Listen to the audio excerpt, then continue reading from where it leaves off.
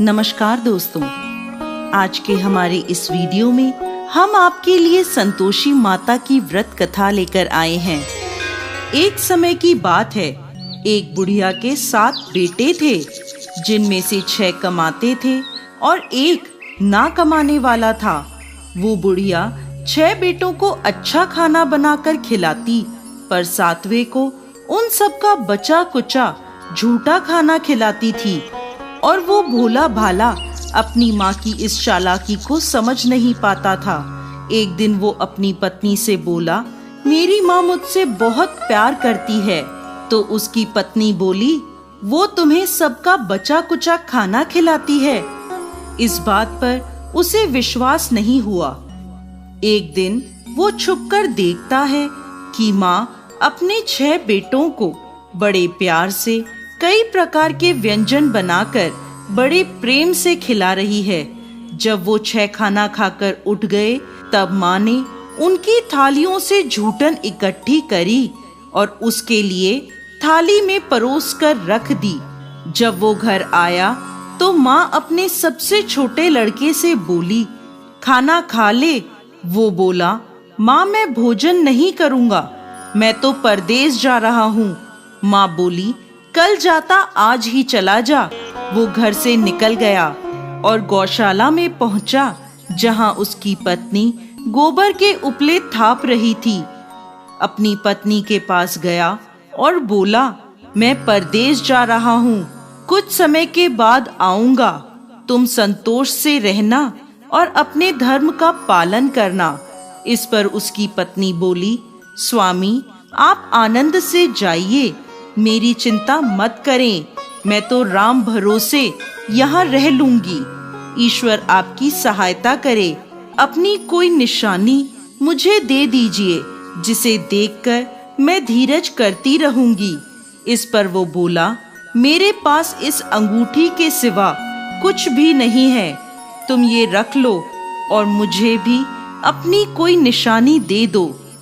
वो बोली, मेरे पास तो कुछ भी नहीं है, बस ये गोबर से भरे हाथ हैं। ये कहकर उसने अपने पति की पीठ पर गोबर के हाथ की थाप मार दी। वो चल दिया। चलते चलते वो दूर किसी नगर में पहुंचा और एक व्यापारी की दुकान पर जाकर बोला, भाई मुझे नौकरी पर रख लो। व्यापारी को नौकर की जरूरत थी, तो वो बोला, ठीक है, लेकिन तनख्वाह तुम्हारा काम देखकर ही बताऊंगा। वो वहीं रहने लगा और सुबह 7 बजे से रात को 9 बजे तक नौकरी करने लगा। थोड़े ही दिनों में वो व्यापारी का सारा लेन देन और हिसाब किताब करने लगा। कुछ ही समय में सेठ ने उसे आधे मुनाफे का हिस्सेदार बना दिया। 12 वर्षों में वो नामी सेठ बन गया। इधर उसकी पत्नी को सास और जेठानियां बड़ा कष्ट देने लगी। उसे लकड़ी लेने जंगल में भेजती, भूसे की रोटी देती, फूटे नारियल में पानी देती। वो बड़े कष्टों से जीवन बिता रही थी। एक दिन जब वो लकड़ी लेने जा रही थी, तो रास्ते में उसने देखा एक मंदिर में कुछ औरतें व्रत कर रही हैं और कथा सुन रही हैं। तो वो पूछने लगी, ये क्या व्रत कर रही हो? इसे करने से क्या होता है और ये कैसे करते हैं? तब एक स्त्री बोली, ये संतोषी माता का व्रत है, इसे करने से मनवांछित फल प्राप्त होता है और गरीबी, मन की चिंताएं, मुकदमे, कलह, रोग आदि सब नष्ट होते हैं। संतान सुख, धन, शांति और मन पसंद वर मिलता है और दूर गए पति के दर्शन होते हैं। उन्होंने उसे व्रत की विधि बता दी।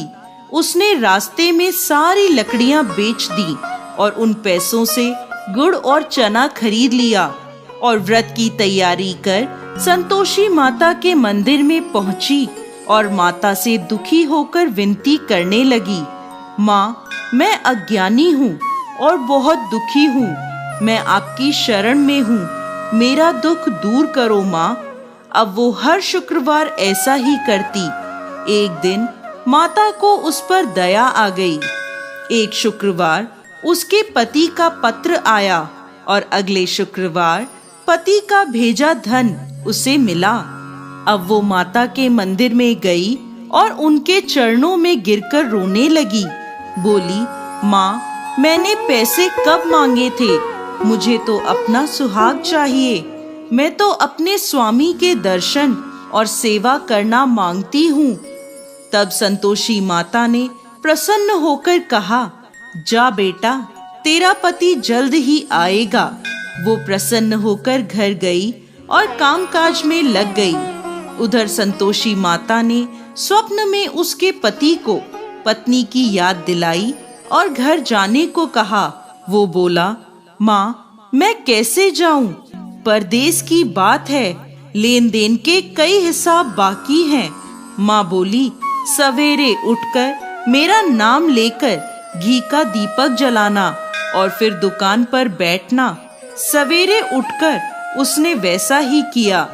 देखते ही देखते सारा लेन देन साफ हो गया और धन का ढेर लग गया। वो खुश होकर घर की ओर रवाना हो गया।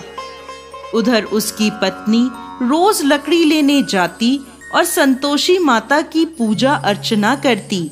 एक दिन वो बोली, माँ, आज ये धूल कैसी उड़ रही है? माँ बोली, बेटी, तेरा पति आ रहा है।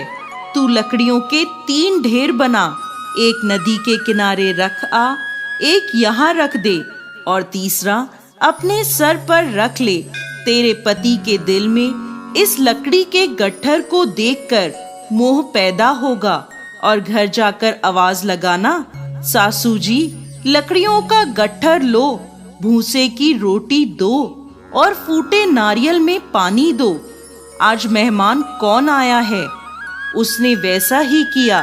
घर गई, आंगन में लकड़ियों का गट्ठर रखकर बोली, सासू जी, लकड़ियों का गट्ठर लो, भूसे की रोटी दो और फूटे नारियल में पानी दो।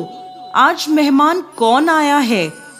ये सुनकर सास दौड़ी दौड़ी बाहर आई और अपने कष्टों को भुलाने के लिए कहने लगी, बेटी, तेरा पति आया है। आ, मीठे भात का भोजन कर और गहने और कपड़े पहन। इतने में उसका पति बाहर आया और उसके हाथ में अपनी दी अंगूठी देखकर माँ से पूछने लगा, माँ, ये कौन है?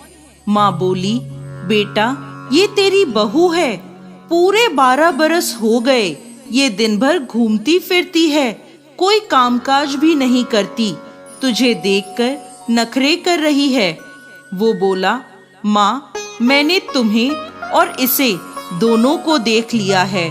अब मुझे दूसरे घर की चाबियां दे दो, मैं उसमें रहूंगा। माँ बोली, ठीक है, जैसी तेरी मर्जी। और माँ ने चाबियों का गुच्छा पटक दिया। बेटे ने अपना सामान दूसरे घर में रख दिया। देखते ही देखते उनके राजा के समान ठाट बाट हो गए।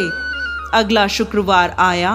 वो अपने पति से बोली, मुझे संतोषी माता के व्रत का उद्यापन करना है। वो बोला, खुशी से करो। वो तैयारियों में लग गई। उसने जेठ के लड़कों को जीमने बुलाया। पीछे से जेठानियों ने अपने बच्चों को सिखा दिया, तुम खाने के बाद खटाई मांगना, जिससे उसका उद्यापन पूरा ना हो। लड़कों ने जीमते ही खटाई मांगी। तब वो बोली, नहीं नहीं, खटाई मैं नहीं दे सकती, ये संतोषी माता का प्रसाद है। लड़के बोले, तो फिर पैसे दे दो। भोली भाली समझ नहीं सकी और उन्हें पैसे दे दिए। वो उन पैसों से खटाई लेकर खाने लगे। इस पर संतोषी माता क्रोधित हो गईं। राजा के दूत उसके पति को पकड़कर ले गए। वो बेचारी रोती हुई माता के मंदिर में गई और बोली, माता, ये क्या किया?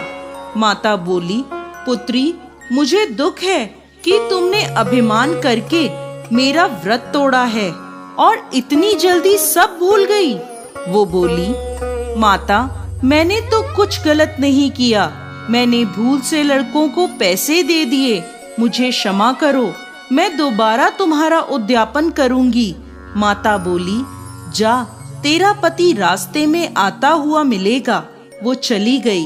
रास्ते में उसे उसका पति आता हुआ दिखा। उसके पूछने पर बोला, राजा ने मुझे मिलने के लिए बुलाया था। अगले शुक्रवार उसने फिर उद्यापन किया। जेठ के लड़कों को बुलाया। जेठानियों ने फिर उन्हें सिखा दिया। लड़के भोजन के पहले बोले, खटाई मिलेगी?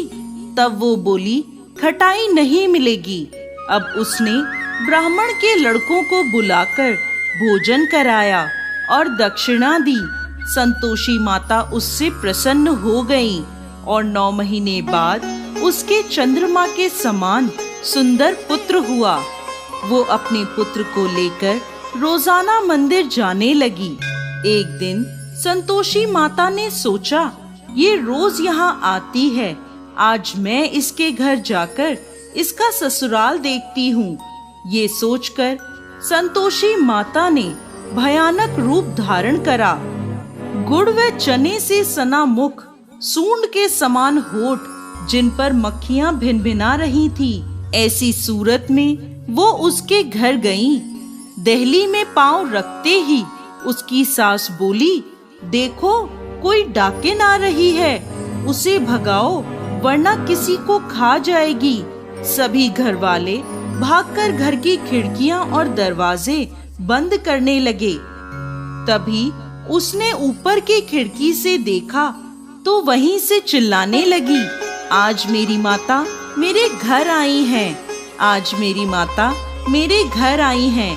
उसकी सास बोली, पगली, किसे देखकर उतावली हुई है, बच्चे को भी पटक दिया।